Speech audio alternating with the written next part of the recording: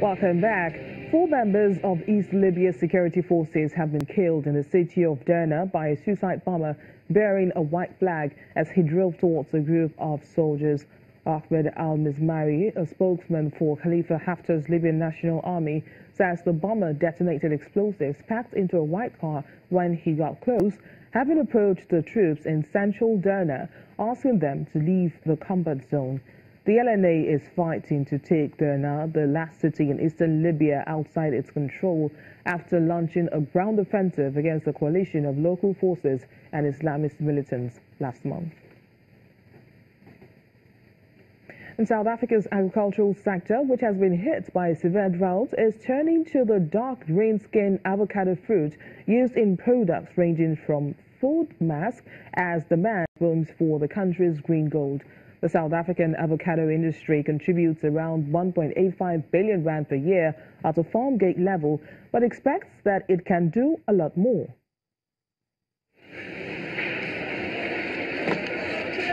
Trends like avocado toast and organic beauty products have seen consumers opting for the buttery textured fruit, with farmers looking to take advantage of year-round demand and attractive prices. The South African avocado industry season usually lasts from March to August. I think people like avocado and eating bread, so that's why coming by, especially morning and drinking tea. So it's the winter time is doing that. Yes. The local industry exports more than half of its annual productions of around 125,000 tons to Europe, with farmers looking at expanding into drier areas to extend their season. Demand is also high at home. Sam has been selling fruits for the last 18 years and says avocados have been his most profitable investment. Out of all the fruits I sell, the avocados make the most profit. I get 100% profit, I would say. They really boost my business. You see, by today, all these avocados will be finished. So I'll have to come back early tomorrow to stock again because my customers like them very much. Avocados were traditionally grown in humid subtropical climates within Limpopo, Mpumalanga and KwaZulu-Natal provinces, but are now moving into areas in the Eastern Cape and the Western Cape provinces in the last 5 years. The 128-year-old avocado, lychee and pecan producer and exporter Halls, which annually sells more than 6.5 million avocado cartons, is among the growers who are hoping to extend the season up until December with a trial project to grow avocados in the Western Cape.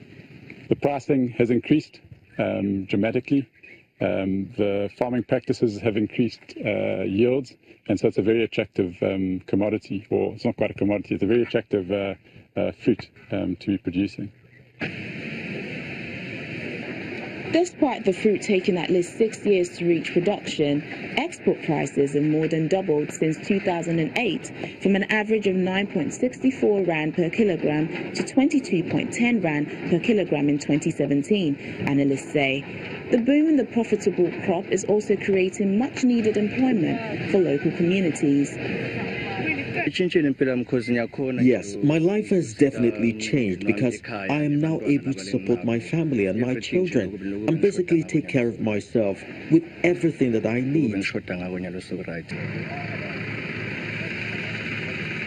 The farm where LeQuain works is owned by a local trust and exports around 80% of its 260 hectares of avocados and is planning to expand by another 120 hectares. And finally on the program, here in Nigeria, the Kano State Governor Abdullahi Ganduje has given account of his administration's performances during the last 3 years to the Kano Emirate Council. Governor Ganduje was speaking during an annual traditional horse riding festival when the Emir Muhammadu Sanusi II and his district heads paid him a Salah homage to the state government house.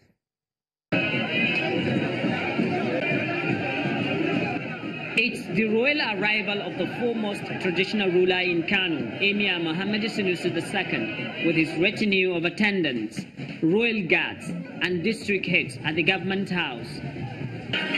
The royal father is received by the state governor Abdullahi Ganduje. Some of the district heads accompanying the emir are mounted on horseback, which in itself is significant to this event. It is called Hawan Nasarawa, an age-long tradition where the emir and his entourage ride on horses to pay homage to the governor. It also provides an avenue for the Emirate Council to obtain from government first-hand information on development plans of the state. We introduced the program of Rural Integrated Program, whereby we examine the condition of our towns and villages, especially in connection with transportation system, whereby we design various projects in order to connect our major towns and villages in the rural areas so that services in education, services in health, services in agriculture, services in security can be provided in an integrated manner.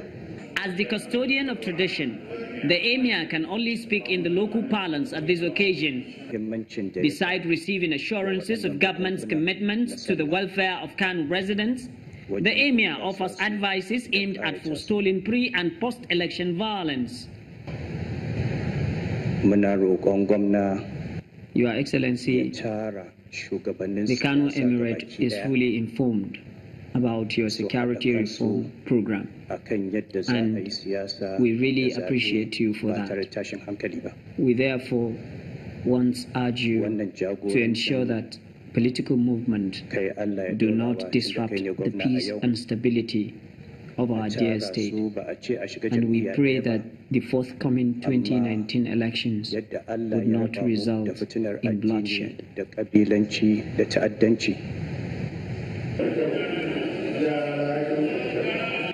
All obligations fulfilled, the community leaders, political groups, and government officials pay respect to the emir and the governor.